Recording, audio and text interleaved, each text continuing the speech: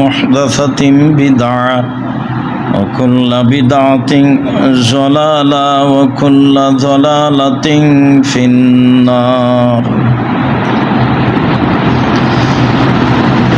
أعوذ بالله من الشيطان الرجيم.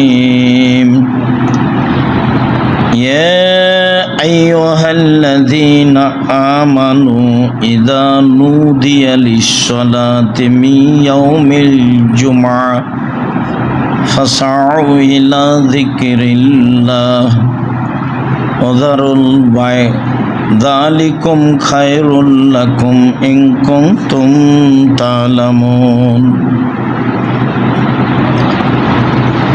عن أنس رضي الله تعالى عنه قال: ذكروا النار والناقوس فذكروا اليهود والنصارى فأمر بلال أن يشفع الآذان ويتر الإقامة. رواه البخاري ومسلم. عن عبد الله بن عمر رضي الله تعالى عنه قال: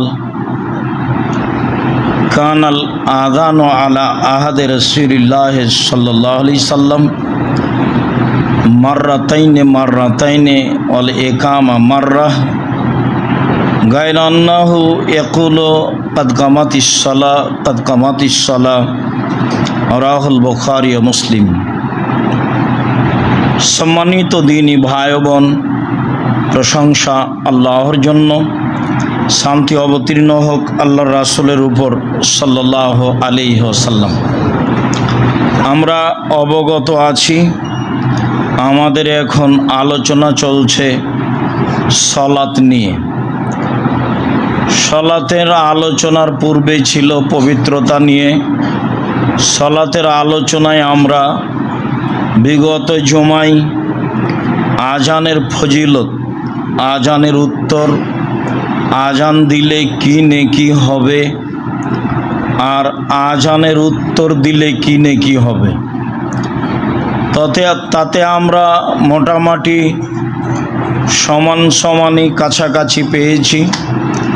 এতটুক যে রাসূল সাল্লাল্লাহু আলাইহি সাল্লাম বলেছেন, মুয়াজ্জিনের আজান শুনে যত মানুষ সালাত আদায় করে সবাই মিলে যত নেকি পায়, মুয়াজ্জিন একাই তত নেকি পায়। যারা উত্তর দেয় তারা এখানে কিছুটা ঘাটতির মধ্যে রয়েছে। আর যেখানে আল্লাহর নবী বলেছেন যে বিচার মাঠে মুয়াজ্জিন সবচেয়ে সম্মানী, এখানে কিছুটা রয়েছে। তবে যখন সাহাবী বললেন যে মুয়াজ্জিনরাই তো সব নেকি নিল, তা আমরা কি করব? তখন আল্লাহ রাসূল বললেন যে তাহলে মুয়াজ্জিন যা বলে তা বলো। ফাইজান তাহাইতা ফাসাল তুতা, মুয়াজ্জিন আজান শেষ করলে তোমারও বলা শেষ হলে তুমি যা চাও, যা চাইবে তাই দেওয়া হবে। এরপরেও কিছু ঘাটতি থেকে গেছে যা আমরা অবগত হয়েছি। আজকের জুমায় আমাদের আলোচনার বিষয় হচ্ছে আজানের ইতিহাস, আজানের শব্দ, আজানের পদ্ধতি। প্রারম্ভে আজান ছিল না, বলা হতো আসসালাত জামিয়া, মানে হলো সলাতের জন্য আসেন। এইভাবে পাড়ায় একজনের মাধ্যমে চিৎকার করে বলা হতো। লম্বা হাদিস আংশিক একটু। ফাতেমা বিনতে কায়েস বলেন, সামিতু মুনাদিয়া লিনাদিয়া সলাত জামিয়া, আমি মহিলা মানুষ শুনলাম একজন বলে গেল আসসালাত জামিয়া, সলাত শুরু হতে যাচ্ছে। ফাখারাজতু ইলাল মসজিদে, আমি মসজিদে গেলাম। ফাসাল্লাইতু মা নবী সাল্লাল্লাহু আলাইহি সাল্লাম, রাসূলের সাথে সালাত আদায় করলাম। ফাল্লাম্মা কাজা সালাতাহু, যখন তিনি সালাত শেষ করলেন, জালাসা আলা মিম্বারিহি, তখন তিনি তার কাঠের মিম্বারের উপরে উঠে বসলেন।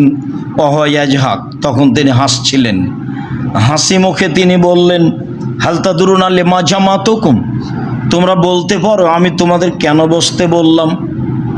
সাহাবীগণ বললেন, আল্লাহ রাসূল আলাম, জি না, আমরা বলতে পারছি না কেন যে আপনি আমাদের বসতে বললেন। আল্লাহর নবী বললেন, মা জামাতুকুম লিরাকবাতিন ওয়ালা রাহাবাতিন, আমি তোমাদেরকে জাহান্নামের ভয় দেখানোর জন্য, জান্নাতের প্রতি আগ্রহী করার জন্য বসতে বলিনি, তবে বসতে বলেছি এই জন্য, আন্না তামিমা দারি কানা রাজুলান নাসরানিয়ান, তামিম দারি একজন খ্রিস্টান মানুষ ছিল। ফাজা আসলামা ওয়াহাদ্দাসানি হাদিসান কুনতু ওয়াহাদ্দিসুকুম মাসিহিদ দাজ্জালে, সে একটা বিবরণ দিচ্ছে দাজ্জাল সম্পর্কে, যে বিবরণ আমি তোমাদের দিয়ে থাকি। তামিম দারি বলছে, রাকেবনা ফি সাফিনাতিন বাহারিয়াতিন মাসালাসুনা রাজুলান লাকমা জোজাম, আমরা 30 জন মানুষ লাখম সম্প্রদায়ের এবং জোজাম সম্প্রদায়ের একটি বড় নৌকা স্টিমারে উঠেছিলাম। ফালালাই বলেন মৌজ ফিল বাহারি সাহারান, 1 মাস যাবৎ স্টিমার আমাদের নিয়ে খেললো ঢেউয়ে। ঝড় বৃষ্টিতে নৌকা কোন দিকে গেল তা বুঝতে পারলাম না। ফারফাইল্লা জাজিরাতিন হিনা তাগরিবুস শামস, 1 মাস পরে একদিন সন্ধ্যার সময় স্টিমার এক কেনারায় গিয়ে লাগলো। ফারাকেবনা ফি সাফিনাতিন, আমরা ছোট ছোট নৌকায় উঠে বসলাম। কেন? বড় নৌকা অনেক পানিতেই মাটিতে ঠেকে যায়। ফালাকিয়াতনা দাব্বা আহলাবুসারে, হঠাৎ একটা প্রাণীর সাথে সাক্ষাৎ হলো যার গায়ে খুব লুম, লাইদ্রামিন কবলে মিন দুবুরেহি বেকাসরাতি সারে, তার গায়ে এত লুমের কারণে বোঝা যায় না কোথায় তার মুখ আর কোথায় তার পিছন। আমরা বললাম, মানান্তি তুমি কে? সে বলল, আনাল জাসাসা, আমি হচ্ছে সিআইডি, আমি গোয়েন্দা, কথা বহন করি। ইজহাবু ইলা জাদাইরে ফিহি রাজুলুন ইয়াস্তাকি ইলা খাবারিকুম, তোমরা এই ঘরের দিকে যাও, সেখানে একটা লোক রয়েছে, সে তোমাদের দেখার জন্য ব্যস্ত হয়ে গেছে। ফাফারেক নান থাকুন না শয়তানাতান, আমরা অবাক হয়ে গেলাম, ভয়ও পেলাম, ব্যাপারটা কি, এ কি শয়তান নাকি? আমরা অনেকজন থাকলে কি হবে? সাগর প্রান্তে এমন একটা প্রাণী, গায়ে খুব লোম, বোঝা যায় না কোথায় মুখ কোথায় পিছন, এ কথা বলল। দৌড়িয়ে সে ঘরের দিকে গেলাম। ফারাইনা ফিহা ইনসান আজিম, দেখি সেখানে বিশাল মানুষ, মারাই তো খালন কাত্ত, এত বড় মানুষ আমরা জীবনে কোনোদিন দেখিনি। এশুদ্ধ বাইনা রিজলাইহে ও আনাকাইহে ও ইয়াদাইহে বিল আনাক, তার কাঁধ, তার হাত পা কাঁধের সাথে লোহার ঝিঁঝির দিয়ে বাঁধা আছে। এসুব্বু বাইনা সামায়াল আরজে, লাফ দিয়ে আকাশে উঠে যাচ্ছে আবার মাটিতে পড়ে যাচ্ছে, লাফ দিয়ে আকাশে উঠে যাচ্ছে আবার মাটিতে পড়ে যাচ্ছে। অবাক হয়ে গেলাম, বললাম, মানান্তা তুমি কে? সে বলল, আন্তুম কাদারতুমুনি ফাকবিরুন মানান্তুম, আরে তোমরা জেনেই যাবা আমি কে, তোমরা বলো তোমরা কে। আমরা বললাম, আমরা হচ্ছে আরবের মানুষ, আমরা একটা স্টিমারে উঠেছিলাম, লাখম জোজাম সম্প্রদায়ের 30 জন মানুষ, 1 মাস ঝড় বৃষ্টি, নৌকা আমাদের নিয়ে খেললো। কোথায় গেলাম বুঝতে পারলাম না। সন্ধ্যের সময় কেনারায় গিয়ে লাগলো, তো আমরা ছোট ছোট নৌকায় উঠলাম। একটা প্রাণীর সাথে দেখা হলো, গায়ে খুব লুমের কারণে বোঝা যায় না কোথায় রয়েছে মুখ আর কোথায় রয়েছে পিছন। আমরা বললাম, তুমি কে? সে বলল, আমি সিআইডি গোয়েন্দা। তারপরেও বলল, এই ঘরে তোমরা যাও, সেখানে একটা লোক রয়েছে, সে তোমাদেরকে দেখার জন্য ব্যস্ত হয়ে পড়েছে, তাই আমরা আসলাম। আচ্ছা ঠিক আছে, এবার তোমরা বলো, ইরাকে বাইসান নামে একটা গ্রামে খেজুর গাছ ছিল। কথা লম্বা হয়ে যাবে, কথা আমি এমনিতেই বলে যাই, এবার না পড়লে আবার অনুবাদ করতে করতে লম্বা সময় চলে যাবে। তো বলো দেখি, সেখানে বাইসান নামক গ্রামে যে খেজুর গাছটা ছিল, খেজুর গাছে খেজুর হয় কি না? বলা, হ্যাঁ বেশ খেজুর হয় তো। তো বললো, এমন একদিন আসবে সেখানে আর খেজুর ধরবে না, খেজুর থাকবে না। ঠিক আছে, বুঝলাম। তারপরে ওই যে জোগাড় নামে একটা পুকুর ছিল ইরাকে, বলো তো সেই পুকুরে পানি আছে কি না, এলাকার লোক পুকুর থেকে পানি উঠিয়ে জমি চাষ করে কি না? আমরা বললাম, হ্যাঁ সে পুকুরে পানি আছে, এলাকার লোক পুকুর থেকে পানি উঠিয়ে জমি চাষ করে। তারপর সে বলল অচিরে একদিন পুকুরে পানি থাকবে না। তারপর বলছে এবার বলো তোমরা ওই নিরক্ষর লোকের ঘটনা কি? নিরক্ষর লোক, নিরক্ষর নবী। আমাদের নবী ছিলেন নিরক্ষর, কোনটা আলিফ, কোনটা বা, কোনটা গাইন, কোনটা আপ, এটা চিনতেন না। নিরক্ষর নবী। পৃথিবীতে কোনো মানুষ তার শিক্ষক নেই, শিক্ষক আল্লাহ, মাধ্যম জিবরাইল আলাইহিস সালাম, তাই তিনি অক্ষর চিনতেন না। বলো দেখি তোমরা নিরক্ষর মানুষের খবর কি? হ্যাঁ, নিরক্ষর মানুষ মক্কা থেকে মদিনায় পালিয়ে গেছে। ও, মক্কা থেকে মদিনায় পালিয়ে গেছে। বলো দেখি তার অবস্থা কি? বলে তার অবস্থা এখন বালতি। বালতি মানে? বালতি মানে হলো এই যে আগে ইঁদারা কুয়ার পাশে বালতি থাকতো, তো যার পানির প্রয়োজন সে বালতি নিত, পানি উঠিয়ে পান করে রেখে চলে যেত। তা আমার প্রয়োজন, আমি আবার বালতি নিতাম, তাহলে বালতি একবার আপনার হাতে, বালতি একবার আমার হাতে। তার মানে হলো এই যে তার অবস্থা এখন বালতি, মানে তিনি বদরের যুদ্ধে জয়ী হয়েছেন, উহুদের যুদ্ধে পরাজয় হয়েছেন, এই তোলার তোর অবস্থা এখন বালতি। একবার জয়, একবার পরাজয়। আচ্ছা ঠিক আছে, আমি বলি সারা দুনিয়ার মানুষের উচিত তাকে মেনে নেওয়া। আমি বলি আমি কে? বলছে আমি হচ্ছি দাজ্জাল। একদিন আমাকে এখান থেকে বের হতে বলা হবে, আমি বের হয়ে 40 দিন সারা পৃথিবী ঘুরব, 40 দিনে সারা পৃথিবী আমি ঘুরে নিব। তবে আমি মক্কা এবং মদিনায় প্রবেশ করতে পারবো না। ঢুকতে চাইলে সেখানে 12টা দরজা আছে, 12টায় দরজায় ফেরেশতা খোলা তরবারি নিয়ে আছে দাঁড়িয়ে। আমি ঢুকতে চাইলে আমাকে হত্যা করা হবে, আমি মক্কা এবং মদিনায় ঢুকতে পারবো না।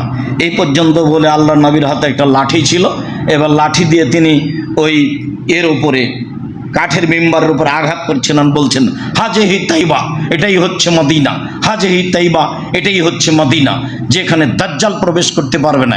এখরো জমিন ইরাক, এখরো জমিন শাম, এখরো মিনাল মাশরিক। দাজ্জাল বের হবে ইরাক থেকে, দাজ্জাল বের হবে পূর্ব দিক থেকে। সম্মানিত দিনী ভাই বোন, একটা কথা বলতে গিয়ে লম্বা কথা বলে ফেললাম। দাজ্জালের কাহিনী তাতে ছিল এই, ফাতেমা বিনতে কায়েস বলেন আমি শুনলাম সালাতে জামিয়া, সালাত শুরু হতে যাচ্ছে, এই যে এ বলে মানুষকে সালাতের জন্য ডাকা হতো। ঘটনা শেষ করলাম, তবু আরেকটি বলা থাকলো, এই যে রাসূল সাল্লাল্লাহু আলাইহি সাল্লামের ব্যাপারে দাজ্জাল নিজে ঘোষণা দিল সারা পৃথিবীর মানুষের উচিত তাকে মেনে নেওয়া, তার আনুগত্যই করতে হবে। পানি পান করলে তার মতো করে করতে হবে, এটা দাজ্জালও বলে।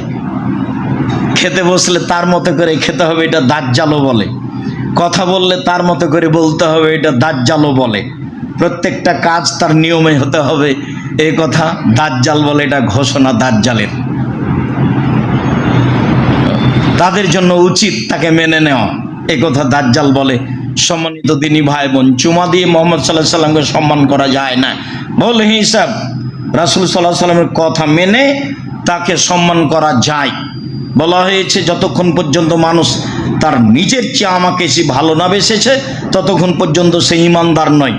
তো তিনি কি আমার বাড়ির পাশে আছে, দাওয়াত দিয়ে খাওয়াবো, তার নাম ভালোবাসা? জি না, তার প্রত্যেকটা কর্মকে তার মতো করে মানতে হবে, তার নাম তাকে ভালোবাসা।